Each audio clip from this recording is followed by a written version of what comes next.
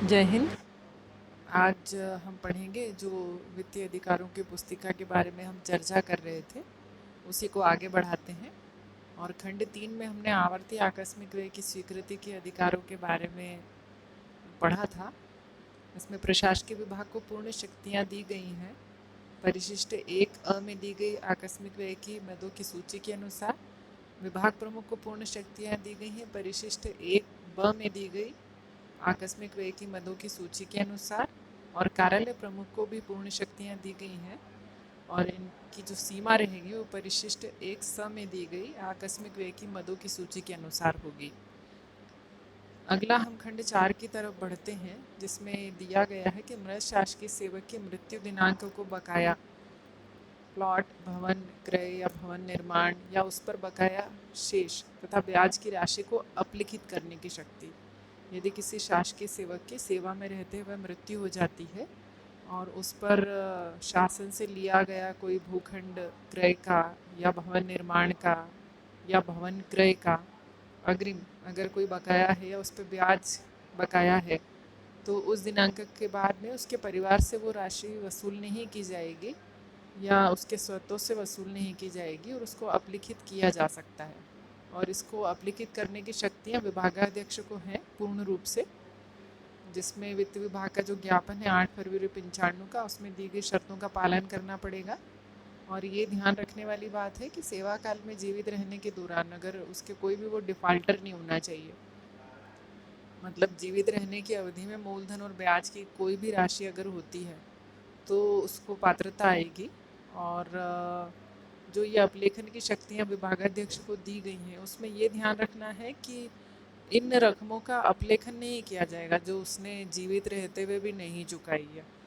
मृत्यु दिनांक के बाद की बकाया को ही माफ़ किया जा सकता है। और उसमें भी है कि मृत्यु तिथि के पूर्व का जीवन काल का जो उसका बकाया रहा है वो उसमें डिफ़ाल्टर नहीं होना चाहिए, उसको जमा करना चाहिए। आगे हम बढ़ते हैं कि यदि पूर्ण राशि की कटौती के पहले ही शासकीय सेवक की मृत्यु हो जाती है, कोई बकाया अनाज या त्योहार अग्रिम है, तो क्या उसको भी अपलिखित किया जा सकता है? तो हाँ, उसको भी अपलिखित किया जा सकता है, और इसमें कार्यालय प्रमुख को पूर्ण रूप से शक्तियाँ दी गई हैं। अगला हम बढ़ते हैं विभागीय वाहनों को कंडम घोषित करना, जांच और नीलामी की शक्तियाँ। तो इसमें विभागाध्यक्ष को शक्तियाँ दी गई हैं विभागाध्यक्ष के मुख्यालय के वाहनों के मामले में और संभागायुक्त अन्य स्थानों के वाहनों के मामले में। आगे बढ़ते हैं कार्यालयीन साज सज्जा सामग्री और उपकरण का क्रय। प्रशासकीय विभाग को कार्यालयीन साज सज्जा सामग्री और उपकरण के क्रय के लिए पूर्ण शक्तियाँ हैं। वहीं विभागाध्यक्ष को प्रतिवर्ष रुपये 10 लाख तक और कार्यालय प्रमुख को प्रतिवर्ष रुपये 1 लाख तक की शक्तियाँ दी गई हैं, अगर कार्यालय के लिए साज सज्जा सामग्री या किसी उपकरण का क्रय करना है तो। अगला देखते हैं कि कार्यालय के सामान्य उपयोग के लिए कंप्यूटर हार्डवेयर और सह उपकरणों का क्रय। प्रशासकीय विभाग को प्रतिवर्ष रुपये 25 लाख तक की शक्तियाँ हैं और विभागाध्यक्ष को प्रतिवर्ष रुपये 10 लाख तक की शक्तियाँ हैं।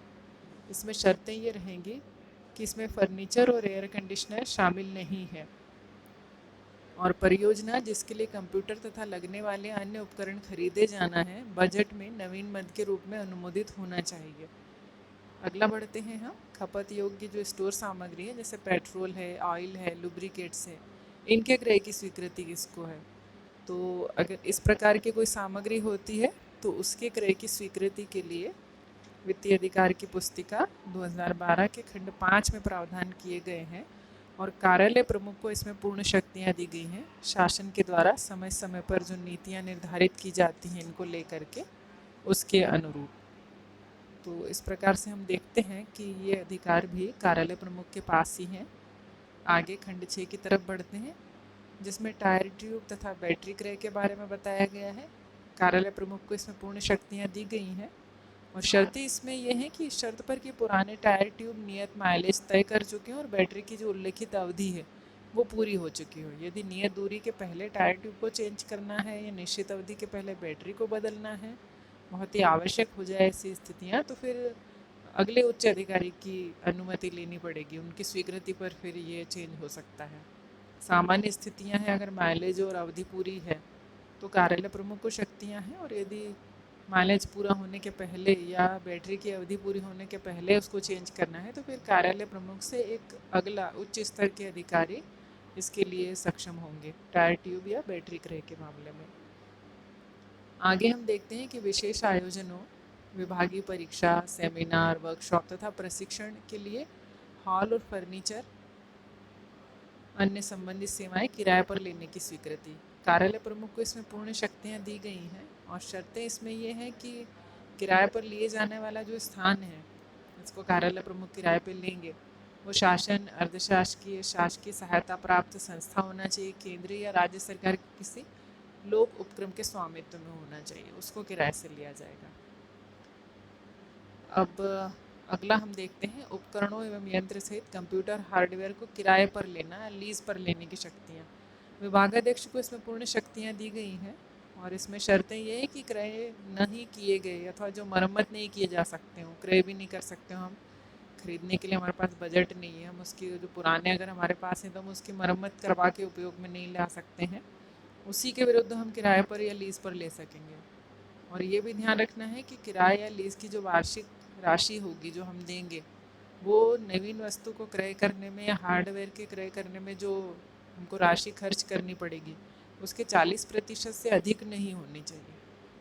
40% से अधिक नहीं होनी चाहिए, तो फिर हम ये किराया लीज का काम कर सकेंगे।